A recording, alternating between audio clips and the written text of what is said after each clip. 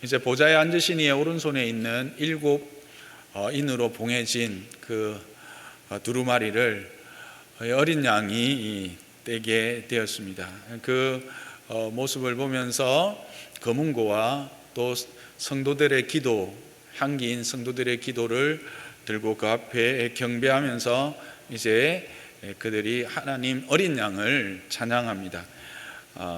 먼저 내 생물과 24장로가 새 노래로 찬양을 하고 만만이요 천천인 많은 천사들이 찬양을 합니다. 그리고 모든 피조물들, 하늘 위와 땅 위와 땅 아래와 바다 가운데 있는 모든 피조물들이 이 어린 양을 찬양을 합니다. 그리고 그 찬양의 소리를 듣고 내 생물과 장로들이 아멘하고 엎드려 경배하는 모습이 오늘 우리가 함께 읽었던 내용들입니다.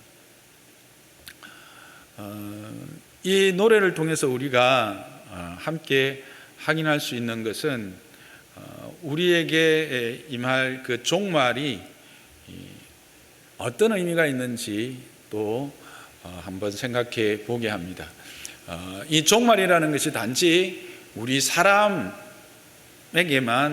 국한되는 것이 아니라 이 종말이라고 하는 것이 모든 피조물에게도 큰 의미가 있다고 하는 것입니다. 이들이 이렇게 찬양하는 이유는 그냥 피조물로서 하나님을 찬양하는 것이 아니라 여러분들 조금 세심하게 구별해 보시면 보좌에 앉으신 이를 찬양을 할 때 그 부분에서는 내 생물과 24장로만 있었습니다. 물론 크게 보면 삼위 하나님에 대한 다 같은 찬양인데 이 부분은 특별히 어린 양을 집중해서 이렇게 조명하면서 찬양하는데 거기에 천사들뿐만 아니라 피조물이 함께 포함되어 있다라고 하는 겁니다. 그냥 우연일까? 아닙니다. 이 종말이 가지고 있는 의미를 분명히 드러내는 겁니다. 피조물이 이 어린 양을 향한 죽임당한 것 같은 이 어린 양을 향하여 그렇게 찬양하는 이유는 바로 이 종말이 자신들에게도 동일한 은혜, 즉 자신들이 저주받은 것에서부터 해방되어 참된 자유함에 들어가게 하신 것에 대한 감사와 기쁨의 찬양인 것입니다. 창세기 3장 17절을 함께 보겠습니다. 함께 읽습니다. 아담에게 이르시되 네가 내 안에 열매를 먹었은즉 땅은 너로 말미암아 저주를 받고 너는 내 평생에 수고하여야 그 소산을 먹으리라. 누구에게 한 말씀이죠? 아담에게 하나님께서 하신 말씀입니다. 이 아담이 하와의 말을 듣고 그 선악을 알게 하는 나무의 열매를 먹음으로 말미암아 당하는 형벌, 저주입니다. 그런데 여기서 우리가 한 가지 좀 생각하게 하는 부분이 있습니다. 저주가 아담과 하와에게만 미치지 않았다라는 겁니다. 어디에도 저주가 임합니까? 땅도입니다. 땅도 너로 말미암아 저주를 받습니다. 그래서 이후에 땅이 어떻게 됩니까? 가시를 내고 가시덤불을 내고 그렇게 황폐화되죠. 전에는 어땠습니까? 에덴을 보면 땅은 비옥했습니다. 그래서 스스로 모든 먹을 것들을 내고 열매를 맺었습니다. 물론 이제 경작하며 지키라고 한 것을 봐서 그것들을 이렇게 이제 관리는 했겠지만 땅에 가시덤불이나 이와 같은 황폐하게 돼서 수고하여야만 곡식을 얻는다라고 하는 표현은 없습니다. 땅이 저주를 받았기 때문에 그 저주의 결과로 땅이 스스로 생산할 수 있는 능력을 거의 상실한 거죠. 쉽게 이야기하면 공룡도 먹을 수 있을 만큼 먹고 존재할 수 있을 만큼 풍성한 땅이었다는 거예요. 그런데 이제는 그런 존재들은 살아갈 수 없는 땅으로 변화됐다. 이렇게 말하면 좀 이해가 더 쉬울까요? 어쨌든 수고하지 않으면 땅이 곡식을 스스로 낼 수 없을 만큼 저주를 받은 거예요. 근데 여기 땅이라는 게 그냥 땅을 말할까요? 이 땅은 하나님의 지은 모든 피조물을 대표하는 표현입니다. 인간의 저주로 말미암아 모든 피조물들이 함께 저주를 받았던 거예요. 그래서 이 피조물들도 뭘 기대하고 있었냐면 그리스도로 말미암는 회복을 기대하고 있었다라는 것이죠. 로마서 8장 21절에서 23절을 보겠습니다. 함께 읽습니다. 로마서 8장 21절에서 23절입니다. 시작. 그 말하는 것은 피조물도 썩어짐의 종로로 단 데서 해방되어 하나님의 자녀들의 영광의 자유에 이르는 것이니라. 피조물이 다 이제까지 함께 단식하며 함께 고통을 겪고 있는 것을 우리가 아느니라. 그뿐 아니라 또한 우리 곧 성령의 처음 익은 열매를 받은 우리까지도 속으로 탄식하여 양자된 것 곧 우리 몸의 속량을 기다리느니라 라고 이야기합니다. 뭐라고 이야기합니까? 피조물이 지금까지 이제까지 다 함께 탄식하고 함께 고통하고 있었다라는 겁니다. 그래서 그들은 뭘 바라는가? 이 썩어짐의 종로로 단 데서 해방되는 것, 그걸 바라고 있었다는 거예요. 그 해방됨의 의미가 뭐냐면 하나님의 자녀들의 영광의 자유에 이르는 것, 죄로부터 해방되어서 진리 안에서 누리는 그 참된 자유함을 피조물들도 동일하게 바라고 있었다라는 거예요. 그런데 그것이 언제 어떻게 일어나느냐? 성령의 처음 익은 열매를 받은 우리까지도 속으로 탄식하며 양자될 것 곧 우리 속에 우리 몸의 속량을 기다린다. 우리 몸의 속량이 뭘까요? 부활체입니다. 그러니까 우리가 죄로 말미암아 완전히 회복된 부활의 그 영광스러움, 즉 하나님의 형상으로서의 온전한 회복의 자리를 기다리는 것처럼 이들도 기다리고 있다는 겁니다. 그런데 그것이 언제 완성됩니까? 이 기다림이 언제 완성됩니까? 바로 그 인을 떼고 그로 말미암아 하나님의 역사, 하나님의 구원의 역사, 하나님의 회복의 역사가 일어나서 새하늘과 새 땅이 임하는 그때 모든 피조물도 그 얼매인 것에서 그 썩어짐의 종로로 하는 데서 해방되어지기 때문에 지금 이들은 이런 찬양을 함께 하고 있는 거예요. 갑자기 성부의 찬양과 성자의 찬양에 해서 성자의 찬양이 늘어난 거 보니까 야, 성부가 더 많이 영광을 받으시나? 그게 아니라 이 우리에게 이루어지는 이 종말의 의미가 뭔지를, 이 종말로 말미암는 그 결과가, 그리고 이 그리스도로 말미암는 종말이 어떤 의미인지를 분명하게 드러내주는 말씀인 거죠. 결국 종말이란 뭐 사람들이 생각하는 것처럼, 계속해서 우리가 확인하는 것처럼 어떤 시간이 끝나는, 우리의 어떤 수고가 끝나서 잘 먹고 잘 사는 그런 의미가 아니다라는 거예요. 이 종말은 우리의 형상이, 우리의 본질이 하나님의 형상으로 온전히 회복되어지는 것, 하나님의 창조의 그 부요함과 온전함을 누리는 시간, 그 은혜의 풍성한 가운데 함께 기뻐하고 즐거워하는 그런 시간들 뿐만 아니라 모든 피조물들까지도 그런 은혜를 함께 누리는 그것이 바로 종말이다라고 합니다. 그래서 이들이 함께 기뻐하고 이렇게 하나님을 높이고 찬양하는 것입니다. 이것이 이 편지를 읽는 1세기 성도들에게 주는 메시지는 무엇이었을까요? 1차적으로는 우리가 계속해서 살펴보는 것처럼 참 경배의 대상이 누구인가 하는 거죠. 마지막에 보면 내생물이 찬양한 것에 대해서 아멘하고 또 24장로가 경배했다 이렇게 이야기하는 것으로 마칩니다. 우리가 지금 계시록을 통해서 계속해서 확인하고 있는 것은 뭡니까? 누가 참 왕인가, 누가 참 경배자인가 하는 것을 말하고 있죠. 오늘 여기서도 그것을 분명하게 이야기하는 겁니다.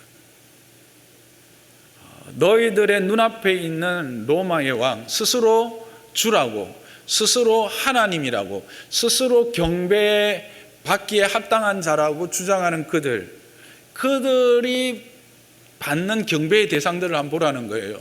기껏해야 로마 시민들이요, 정복한 나라의 백성들 정도 아니냐. 근데 그들의 찬양조차 정말 우러나오는 찬양이냐? 그렇지 않지. 그런데 우리의 섬기는 바, 우리를 위해 죽임을 당한 어린 양은 어떤 분이신가? 그분의 그 행함으로 말미암아 어떤 찬양이 드려지고 있는지를 보라는 겁니다.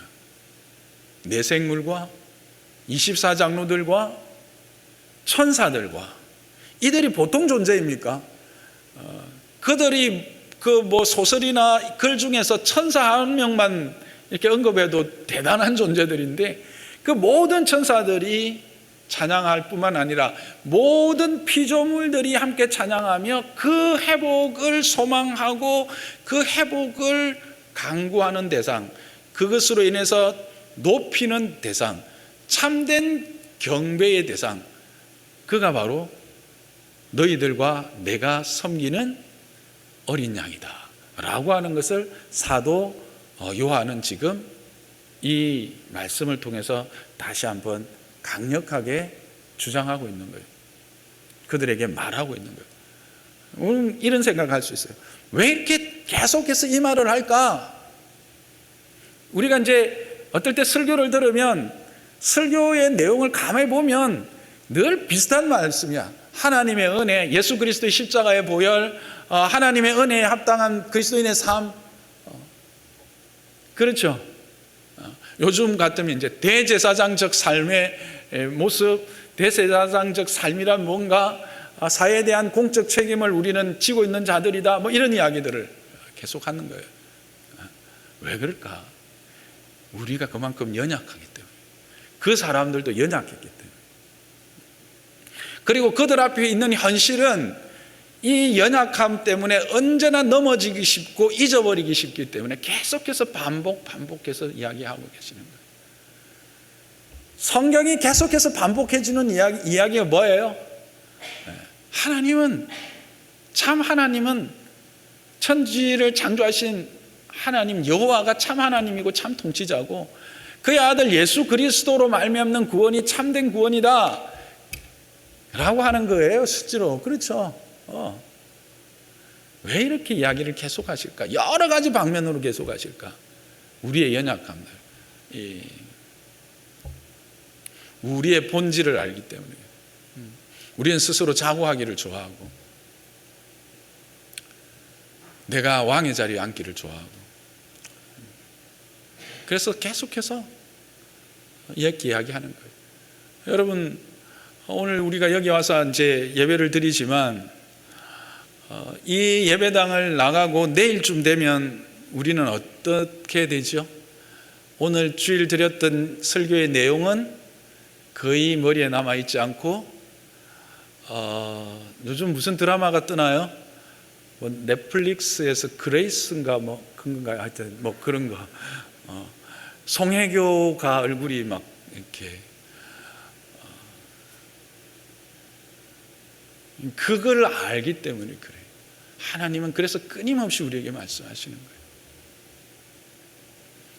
이걸 역으로 이야기하면, 우리가 하나님의 은혜의 부요함, 하나님의 그 영광스러움을 잊지 않고 계속해서 이런 감사와 감격 가운데 찬양할 수 있는 방법이 뭔가?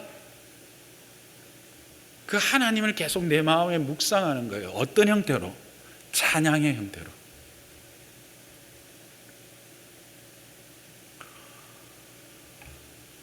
여러분, 노래하는 거 좋아하시죠? 요즘 대한민국에서 노래 못하는 사람은 없는 것 같아.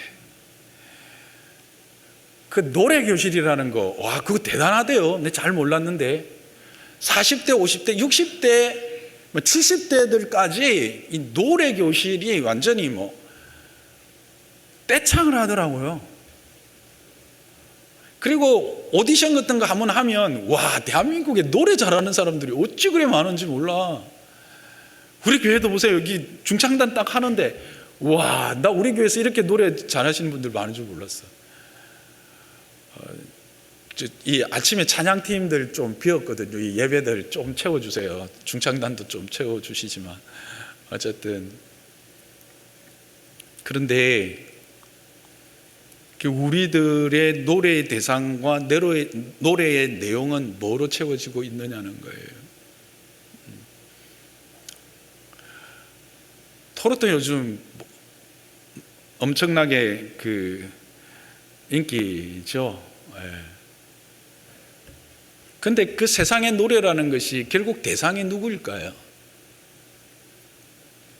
거의 자기 자신입니다.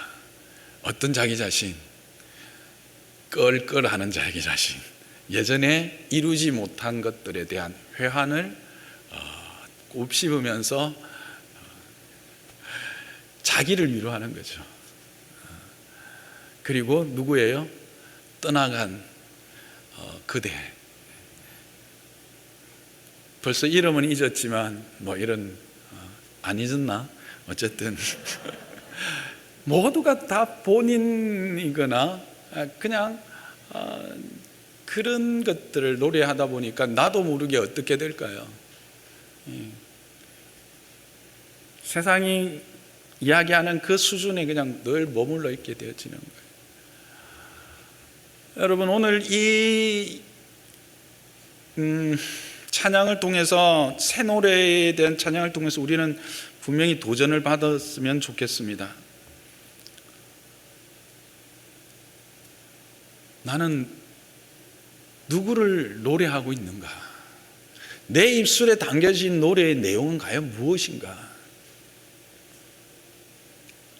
여러분, 2023년이 여러분의 입술에 이 그리스도로 충만한 한 해가 되기를 주님 이름 축복합니다. 그 노래의 내용이 새 노래가 되기를 주님의 이름으로 축복합니다. 그러면 이 찬양이 오늘을 살아가는 우리들에게는 어떤 의미가 있는지 또 함께 살펴보는 게 중요하겠죠. 첫째는 우리가 얼마나 소중한 자들인가, 우리의 가치를 다시 한번 확인시켜 줍니다. 보세요. 우리가 순종했을 때는 땅이 어떻게 돼요? 복을 누려요. 그런데 우리가 불순종하면 땅이 저주를 받게 돼요. 물론 그 저주가 한번 임했지만 그것이 끝났을까요? 아닙니다. 우리가 지금도 땅을 함부로 대하면, 이 땅의 피조물들을 함부로 하나님의 뜻대로 대하지 않으면 땅은 말할 수 없는 속도로 황폐하게 됩니다. 이것이 저는 또 다른 우리의 공적 책임이다, 그렇게 생각을 합니다. 여러분, 환경보호라는 것 시민단체의 전유물일까요? 아닙니다. 우리가 가장 앞서서 행해야 될 일들입니다. 여러분, 우리가 위대하고 큰 일, 누구도 범접할 수 없는 대단한 일을 함으로 그 대제사장적 사명, 이 땅 가운데 하나님의 뜻을 이루는 그 일을 행할까요? 아닙니다. 우리가 시편 쭉 묵상하면서 토요일 날 131편 했잖아요. 내가 큰 일과 감당하지 못할 어려운 일을 하려고 힘쓰지 아니하겠다라고 하는 것이 그 하나님의 은혜를 풍성히 누리며 그 성전을 떠났던 자의 마지막 고백이라는 것 우리 나누었죠. 그렇습니다. 우리는 늘 기도하면서 이렇게 기도했죠. 하나님, 내가 하나님의 큰 일을 이루겠습니다. 하나님, 내가 하나님을 위해서 이런 누구도 상상할 수 없는 일을 이룰 수 있도록 내게 능력을 더해 주십시오. 그렇게 기도했습니다. 근데 하나님은 뭐라고 대답하십니까? 내게 은혜 주시는 그 은혜, 즉 너의 은사 안에서 네가 할 수 있는 작은 일에 충성하라는 거였습니다. 동일합니다. 우리는 이 일에 앞장서야 됩니다. 그러면 어떻게 앞장설까요? 나가서 피켓을 들고 그렇게? 그 일도 필요할 때는 있을 겁니다만 우리의 삶에서 생활에서 우리는 이 지킴이, 환경 지킴이가 되어야 돼요. 간단한 거 한번 이야기해 볼까요? 여러분 요즘 물티슈 많이 쓰시죠? 편리하더라고요. 옛날엔 저도 그 바닥 청소할 때 걸레 빨아가지고 이렇게 했는데 이거는 뭐 그냥 쭉 뽑아가지고 딱 착각해가지고 그냥 쑥쑥 미니까 잘 지기도 하고 좋더라고요. 행주 빨 거 없고 그냥 그거 해서 쑥쑥 해서 그냥 닦아버리면 돼요. 근데 여러분 이 재질이 뭔지 아세요? 펄프? 아니죠. 뭐예요? 플라스틱입니다. 그렇습니다. 잘 아시네요. 여러분 플라스틱이에요. 재활용도 안 돼요. 화장실 변기에 넣으면 막혀요. 녹지도 않아. 우리 장로산나교회 이 작은 실천 하나로 시작했으면 좋겠습니다. 꼭 필요한 거 아니면 물티슈 안 쓰겠다. 써도 아주 최소한의 꼭 필요한 것만 쓰겠다. 그것만 해도 우리는 대단한 환경 지킴이가 되는 거예요. 여러분 커피 좋아하시죠? 커피뿐만 아니라 뭐 카페 가가지고 음료수 마시는 거 좋아하시죠? 뭐에 담아서 음료수 드시고 계세요? 일회용 플라스틱 컵 대부분 많이 쓰시더라고요. 특히 테이크아웃 할 때 그렇게 많이 하시죠. 어떤 분들은 그 매장 안에 드시는데도 그냥 플라스틱 컵 주세요 이렇게 이야기를 하시던데 여러분 그거는 정말 우리가 좀 자제해야 되고 절제해야 되는 거예요. 플라스틱 컵 하나를 제조하기 위해서 물론 그것이 썩지 않고 폐기되는 것뿐만 아니라 그걸 하나를 또 제조하기 위해서 얼마나 많은 화학물질이라든지 에너지가 들어가는 거 아시죠? 여러분 근데 커피 따뜻한 커피 드시는 분들 커피 잘 드시는 분들 아시잖아요. 커피는 머그컵에 따뜻할 때 드셔야 진짜 맛을 느끼잖아요.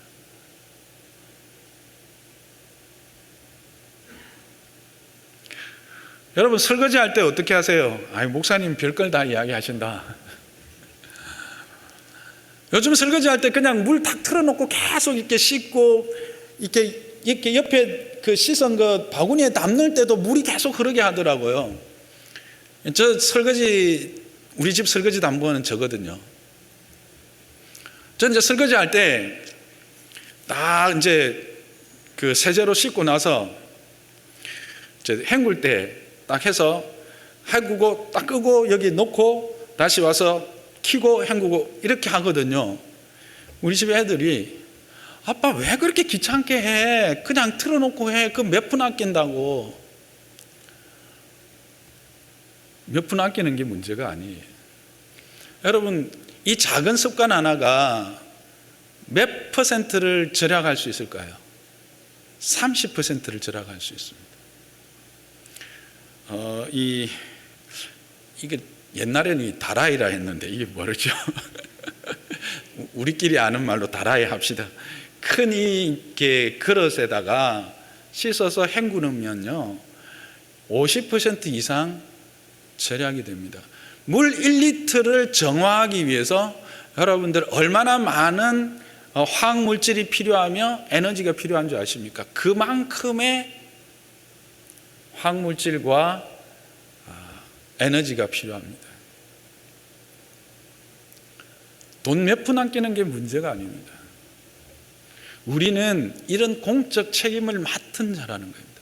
우리의 대제사장적 사명이라고 하는 것이 뭔가 대단한 것, 엄청난 것을 행하는 것에서 시작되지 않습니다. 그것을 통해서 완성되거나 이루어지지 않습니다.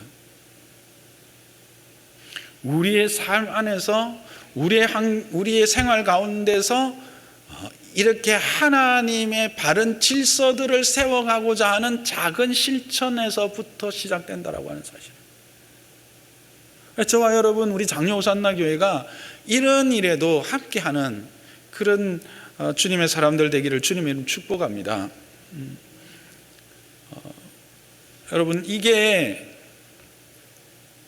다음 세대를 위한 우리의 가장 큰 헌신입니다. 여러분, 2100년쯤 되면 이 땅이 어떻게 될까요? 극지방에 있는 빙하가 거의 다 녹아서 한 30%밖에 안 남는다라고 제가 들었던 것 같아요. 그러면 40도에서 50도 되는 그 여름의 땡볕은 어쩌면 일상이 될지도 모릅니다.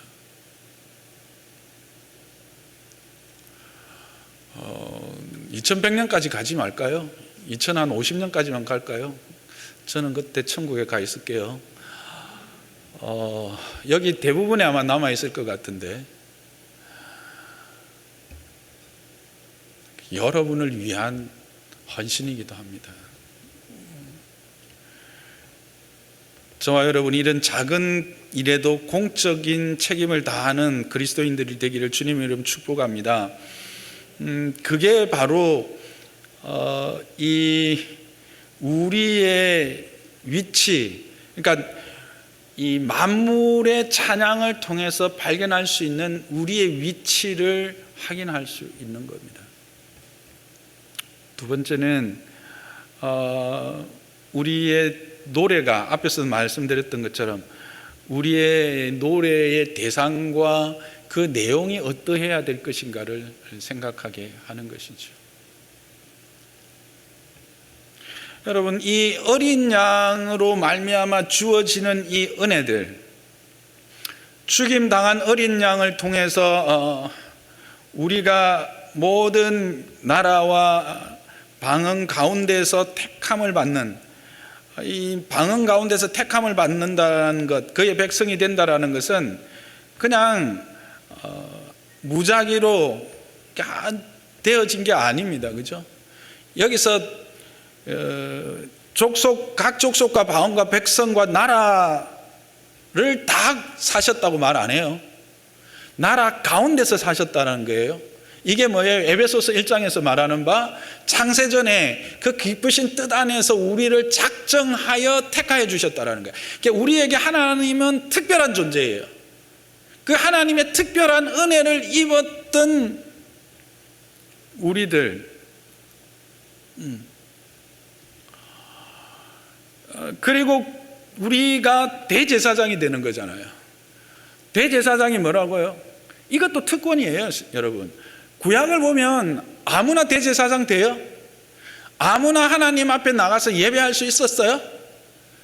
아무나 하나님 앞에 제사할 수 있었어요? 없었어요. 대제사장의 특권이. 아무나 백성과 하나님 사이를 연결시켜 줄 수 있었어요? 없었어요. 우리는 그런 특별한 은혜를 입은 자들이에요. 뿐만 아니라 우리는 어떤 존재예요? 왕 같은 자들이에요. 왕 노릇하는 자들이에요.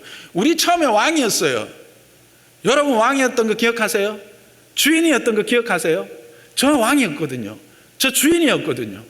그래서요, 하나님이 우리에게 뭐라고 말씀하셨습니까? 다스리고 정복하고 다스리라고 했어요. 여기서 정복은 세상이 말하는 그런 어떤 정복이 아니에요. 힘으로 지배하고 억압하고 착취하는 거 아니에요. 하나님의 질서를 가지고 하나님의 그 다스림을 드러내어서 샬롬의 누림이 있는 그것들을 행하는, 바른 정치를 하는, 바른 정복, 바른 다스림을 하는 걸 말하는 거예요. 그런 우리였어요. 우리 주인이었어요. 만물에. 어떻게 해서 알 수 있어요? 동물들 이름 누가 지었어요? 아담이 지었어요.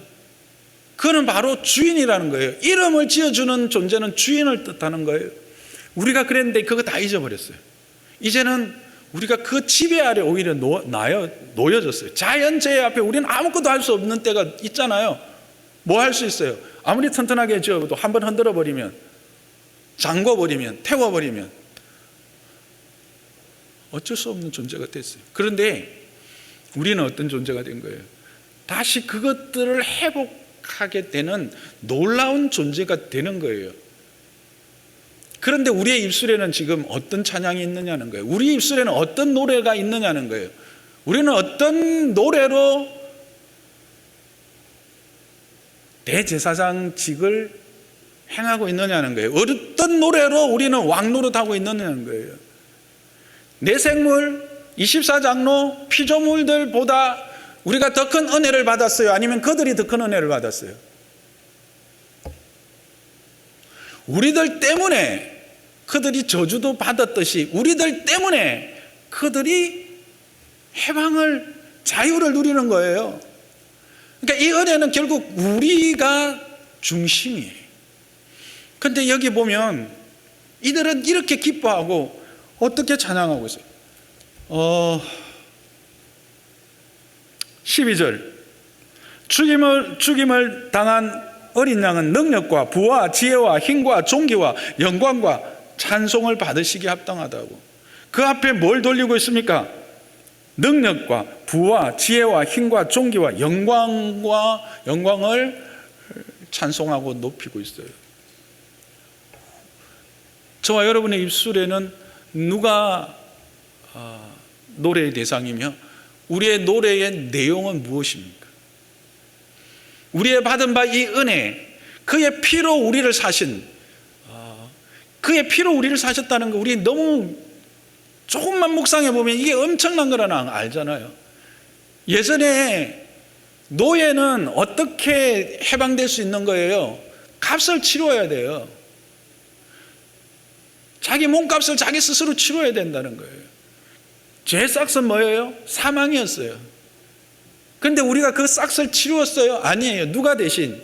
예수 그리스도께서 대신 치르신 거예요. 뭐로? 자기의 피값, 즉 자기의 생명으로 우리에게 생명을 주신 거죠. 이것을 안다면 어떻게 우리의 입술에 이 찬양을 담지 않을 수 있겠느냐는 거예요. 근데 참 감사하고 또 놀라운 것은 이와 같은 찬양을 내 입술에 담는 사람은 어떻게 그 찬양의 삶을 살아내게 되는 거예요. 묵상하면서 찬양할 때 그 삶을 살게 되는 거죠. 여러분, 우울하고 좀 막 그런 노래 자꾸 부르면 어떻게 돼요? 나도 모르게 우울해지잖아요.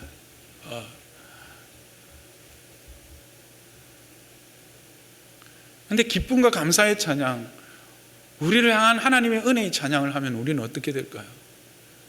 그런 은혜를, 그런 소망이 우리를 가슴을 채우게 되는 거예요. 이 24장로를 통해서 우리가 이들의 찬양을 통해서 우리가 배워야 될 것 또 하나 분명한 것은 우리의 받은 은혜를 찬양하는 자가 되어야 된다는 사실. 그럴 때 우리 안에 이 하나님의 은혜가 내 은혜가 된다는 거예요.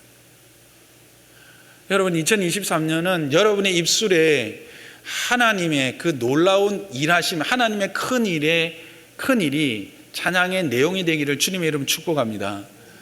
2023년은 여러분의 구주 되시는 그 어린 양 예수 그리스도가 찬양의 대상이 되기를 주님의 이름으로 축복합니다.